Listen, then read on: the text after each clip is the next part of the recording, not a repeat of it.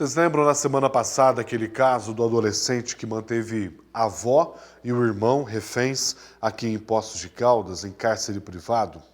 Pois bem, a justiça determinou que o adolescente passe por exames médicos. O laudo clínico vai ajudar o Ministério Público a decidir se o órgão vai pedir a internação ou não em um hospital penal. O adolescente de 17 anos foi levado para um hospital de Poços, que é credenciado em atendimento psiquiátrico. Lá serão feitos exames clínicos e laudos. O juiz da Vara da Infância e Juventude, o Dr. José Henrique Malman, determinou a transferência do adolescente que estava na unidade de pronto atendimento. A partir do resultado dos exames, a decisão sobre a internação ou não do adolescente deverá ser tomada nesta segunda-feira. Ele estava sob abstinência de drogas, segundo testemunhas que disseram até no local. Familiares também confirmaram essa informação.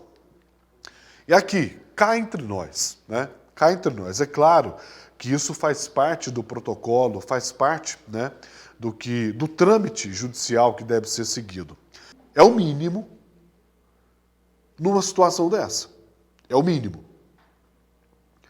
O menino, em confusão mental, durante 12 horas praticamente, manteve a avó e o irmão reféns, né? Aí, depois de 12 horas quase, ele se entrega. A avó de 71 anos, debilitada, com problemas de saúde, né? Aquela situação toda que nós já comentamos aqui, você sabe como foi. Aí a justiça manda para um hospital para avaliação e exames psicológicos para poder entender se há necessidade ou não de um encaminhamento, né, de internação em um hospital penal. Se não houver, né, a necessidade de internação no hospital penal, no mínimo, ele deve seguir para um centro socioeducativo ou outra instituição nesse sentido. O que não pode é a justiça, posteriormente a esses exames, falar que está tudo bem, que esse menino pode voltar para o seu âmbito familiar e vida que segue. Por que não? Isso não pode acontecer. E eu acredito que não vai acontecer, né?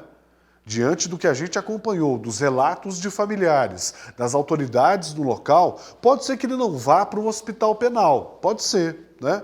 Pode ser que não vá para um hospital penal, mas ele deve ser internado, ele deve ser acolhido sim. Claro, não, Matheus, não num presídio, é lógico que não, até pela idade dele nem pode, mas ele deve ser acolhido num centro socioeducativo, numa casa de recuperação, numa clínica que seja.